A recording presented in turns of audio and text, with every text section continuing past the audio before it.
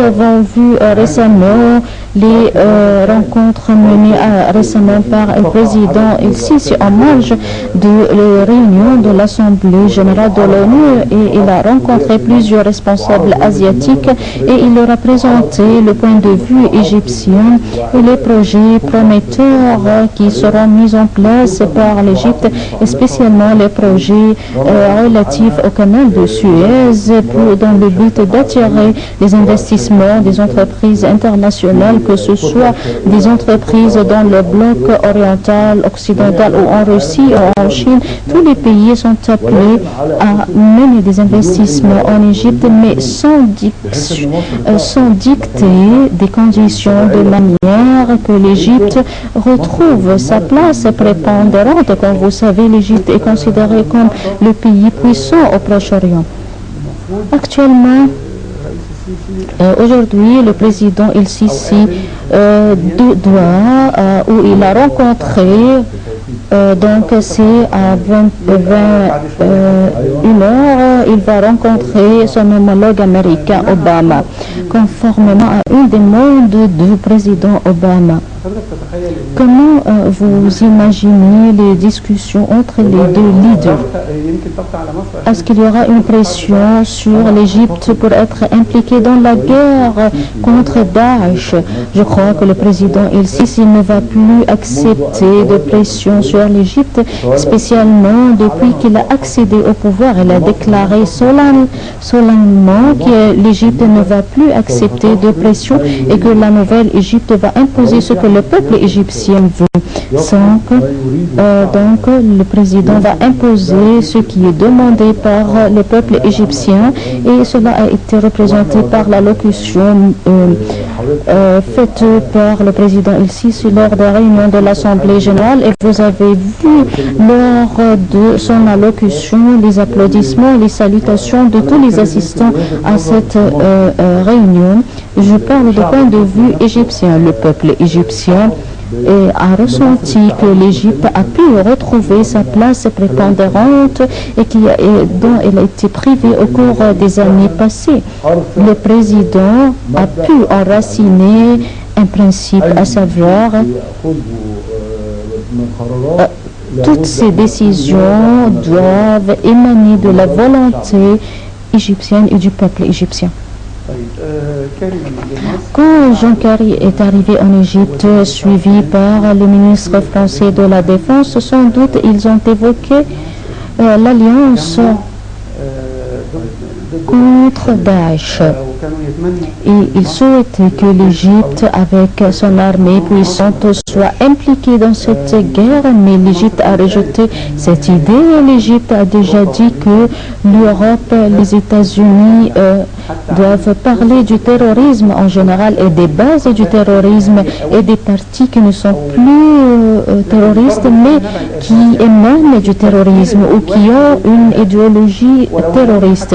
Même si ces partis sont sur le début du chemin de Daesh, mais c'est la mentalité qui mène au terrorisme. Pourquoi?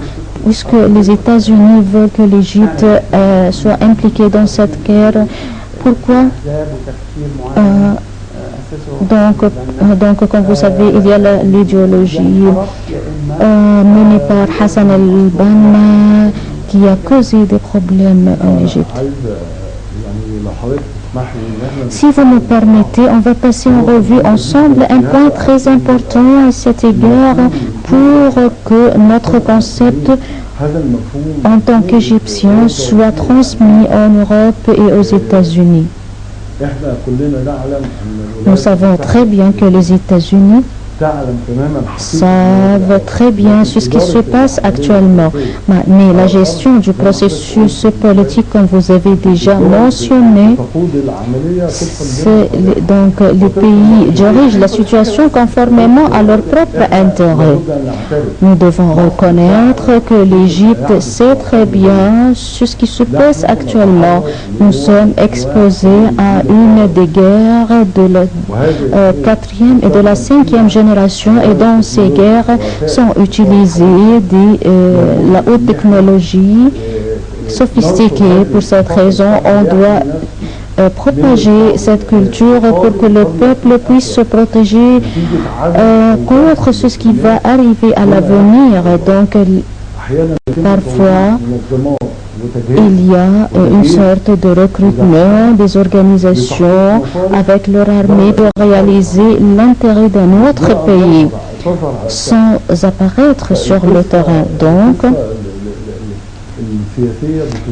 Donc la politique est gérée par des guerres de la 4e génération où on utilise tous les outils de la technologie moderne et où on exploite les moyens de télécommunication et les informations ou l'enseignement. Dans certains pays, parfois on intervient dans le système éducatif et d'enseignement. Donc, il est supposé que l'Égypte déploie des efforts dans les médias. Et comme vous savez, l'Égypte a déployé des efforts dans les médias. Mais comment l'Égypte peut déployer des efforts dans le domaine de l'enseignement pour améliorer le niveau de l'enseignement en faveur de l'enfant? Même pendant la période abbasside, il y avait des poètes comme El-Farazdak, il y avait Abou Nawas. Donc, comment on peut rappeler les enfants de Rabah el-Adawi? Et donc, dans l'Empire abbasside, il y avait tous ces différents types de culture et des arts. Donc, j'ai eu toute cette culture quand j'étais à l'école, mais pour les prochaines générations, il n'y a plus de culture. Donc, dans le califat abbasside, il y avait différents types des arts et parfois on se croyait qu'il n'y avait plus de tels arts, de telle culture. Donc, c'est-à-dire, on doit avoir une sorte de relativité entre les différents types de culture. Celui qui va diriger le monde à l'avenir, c'est la révolution culturelle qui va être menée par la France.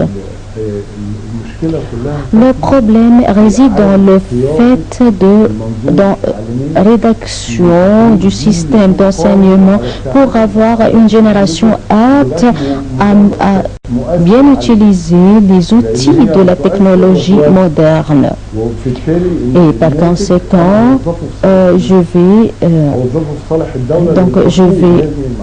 utiliser ou exploiter la nouvelle génération pour mener à bien cette situation. L'afflux des informations est très grave et je parle maintenant de la réforme du système d'enseignement, et pour mener cette réforme, on aura beaucoup de temps. Pour cette raison, on doit accorder un intérêt particulier aux mass médias qui vont jouer un rôle essentiel dans l'orientation et la sensibilisation de la société et sur les modalités de la réalisation des objectifs et de la société. Et de cette façon, il va protéger les sociétés contre les différents types de guerres. Je parle de la pensée, de la culture qui peuvent gérer la mentalité. À la fin, elle aura des impacts positifs ou négatifs. Très rapidement, parce qu'il me manque une seule minute.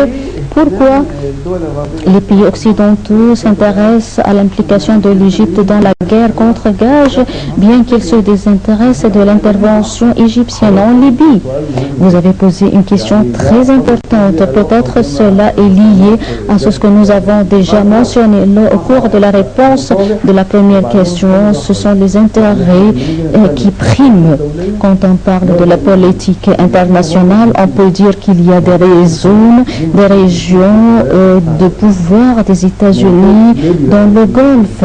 De même, en Libye, dans l'Afrique du Nord, sont dirigés par l'Union européenne. Cela ne signifie plus qu'il n'y a plus une intervention américaine dans cette zone, mais les États-Unis peuvent intervenir intervenir dans cette région. Donc on n'a plus des zones de pouvoir, bien que nous avions un contrôle de Cuba jusqu'à Kampala. Je voudrais vous dire que l'Égypte a pu retrouver sa place prépondérante parce que l'Égypte représente le centre d'équilibre au Proche-Orient, si Dieu le veut. Monsieur Mahmoud Fahmy. Nous remercions Monsieur Mahmoud Fahmy pour son intervention ce soir. Il nous a donc parlé de la visite du président égyptien à l'ONU, de ses avantages, des espérances que cette visite apporte aux Égyptiens.